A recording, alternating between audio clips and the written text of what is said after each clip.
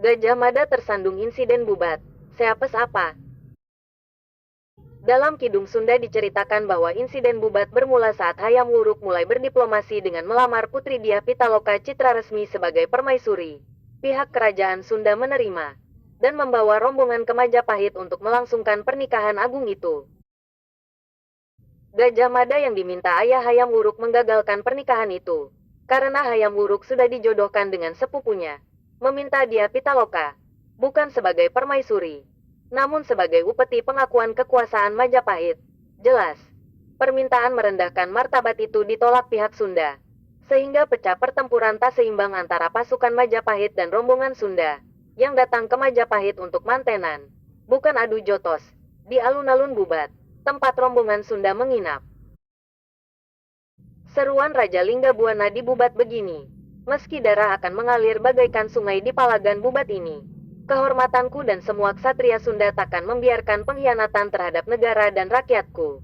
Karena itu, janganlah kalian bimbang, para pengawal dan rombongan Sunda yang mendengarnya, sontak menyongsong dengan gagah berani, pasukan Majapahit yang berlipat-lipat jumlahnya.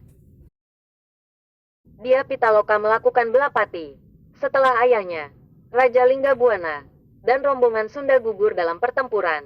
Akibat peristiwa itu langkah diplomasi Hayam Wuruk gagal, dan Gajah Mada dinonaktifkan dari jabatannya.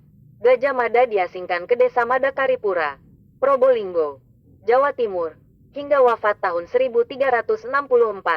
Versi Nagara Kertagama, Hayam Wuruk masih menghargai Gajah Mada sebagai Mahamantri Agung yang wira, bijaksana, serta setia berbakti pada negara. Sang Raja menganugerahkan dukuh yang berpemandangan indah di Tongas, Probolinggo, kepada Gajah Mada. Ayah Pitaloka, Raja Linggabuana, kemudian dihormati orang Sunda hingga kini sebagai Prabu Wangi, karena tindakan heroiknya mempertahankan kehormatan Sunda melawan arogansi pasukan Majapahit. Dyah Pitaloka dimakamkan di Astana Gede Kawali, Kerajaan Sunda Galuh. Demi menghormati nama besar Raja Linggabuana yang sudah membela harga diri dan kehormatan kerajaan hingga tetesan darah terakhirnya, maka nama beliau diabadikan dengan julukan Siliwangi. Nama Siliwangi sudah tercatat dalam Kropak 630 sebagai lakon pantun. Naskah itu ditulis tahun 1518 ketika Sri Baduga, Raja Pajajaran, masih hidup. Lakon Prabu Siliwangi dalam berbagai versi berintikan kisah raja di Pakuan ini. Artinya, Sri Baduga punya kekuasaan sebesar kakeknya, Wastu Kancana. Menurut tradisi, orang segan menyebut gelar raja sesungguhnya, sehingga juru pantun mempopulerkan sebutan Siliwangi yang bukan nama pribadi. Hanya orang Sunda, Cirebon, dan Jawa Barat yang menyebut Prabu Siliwangi sebagai Raja Pajajaran. Nama Siliwangi berasal dari Prabu Wangi, nama panggilan Niskala Wastu Kencana, anak keempat Raja Linggabuana, yang kemudian disematkan pula pada Linggabuana sebagai penghormatan pada ayahnya yang gugur di Bubat.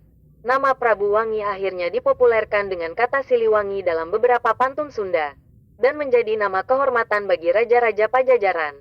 Terima kasih sudah nonton.